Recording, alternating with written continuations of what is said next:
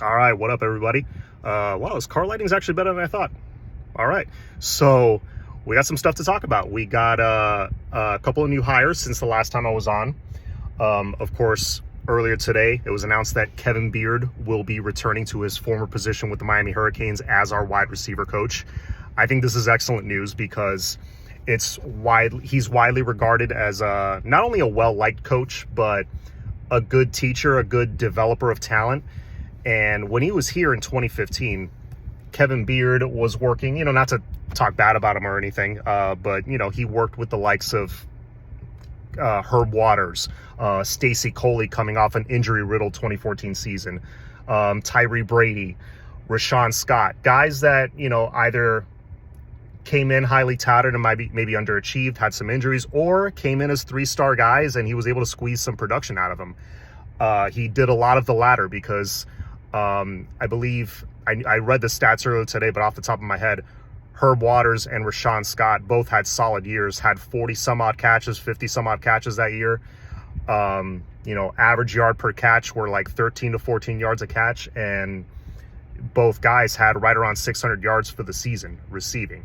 If you look at the stats of our current receivers from this past season, no one even came close to that. The only one that came close to that was Will Mallory, and he's a tight end. So again, Kevin Beard, very early in his coaching career, came and did a good job for us. That was 8 years ago. He spent 6 years at Toledo before coming back here. He spent some time at Tennessee. I want to say he spent some time at Georgia as well. So, little stint in the SEC. Doesn't hurt anybody. So let's see what he can bring. I like that he's coming straight from Toledo because he can bring that. He could bring some of those spread, air raid concepts to Miami and teach that wide receiver room, how to get themselves open quick, because our offense will be designed to get the ball out of TV's hands quickly. So let's see what happens there. Mario needs teachers. He needs good teachers, and Kevin Beard is one of them. He's well-liked, not only amongst players, but amongst high school recruits as well. I mean, you saw the tweets from guys like Jeremiah Smith, and some other guys, some other, highly touted prospects. So this is great news. I think I never like to use the word home run hire, especially after last year with the staff we put together. It was like, how can this miss? But it's got to fit. So we'll see if it fits. I won't say it's a home run hire, but this is a very solid hire with a lot of potential. I like it. Good job at Coach Cristobal there. And then you got Coach Harris, Ice. He's coming back to the U. He will be the running back coach. Again, I think this is good news. This is another guy that's a good teacher. Great track record with running backs. Obviously, we all know he did a good job most recently with UCF. I mean, that his unit, his room, was like top 5 or top 10 in the nation in rushing last year. And I think they did pretty well the year before. So, he did well in his time at UCF. And prior to that, he was on Butch Davis's staff at FIU, I want to say. I don't think there was a stop in between there.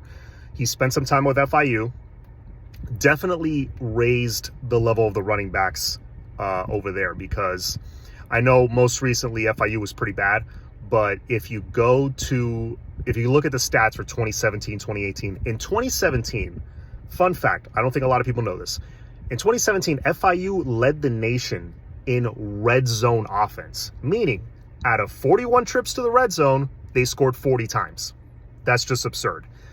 And obviously, a good chunk of that was on the ground. And then in 2018, I believe they set a school record for touchdowns and touchdowns on the ground. So wherever Coach Ice Harris goes, he gets the most out of his position group.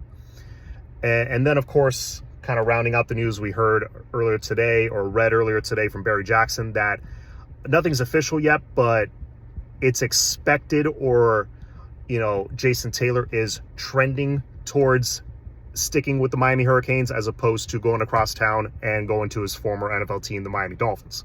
Now, again, you all know I'm a Dolphins fan. It would be cool to have him as an assistant coach on the Dolphins, but I think he would be better served right now with the Canes, addressing a need, and I think it's really developing the Nigel E. Kellys and the Cyrus Mosses of the world. I think his tutelage is much needed there. I don't think he should make the jump just yet. So we'll see what happens there. This Saturday, big day with recruits coming, and it just so happens it coincides with the start of spring, and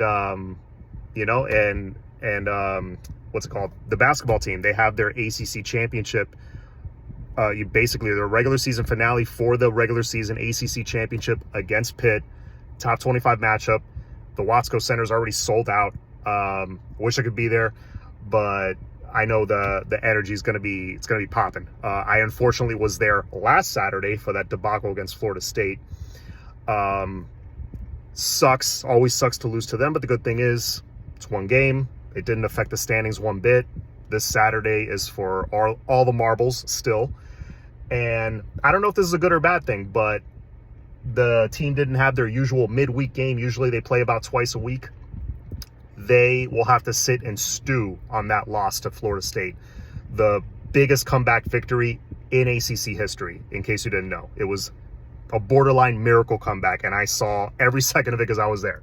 But that team, Isaiah Wong, Jordan Miller, all those guys, all the veterans, they're just going to sit there and stew all this week and think about that game. It could be a not good thing, or it could be a very good thing. We could come out pissed off and jump out to a 20-point lead again and ride the energy of that student section. So I hope that happens. Go show your support. Go Canes. Have a good night, everybody.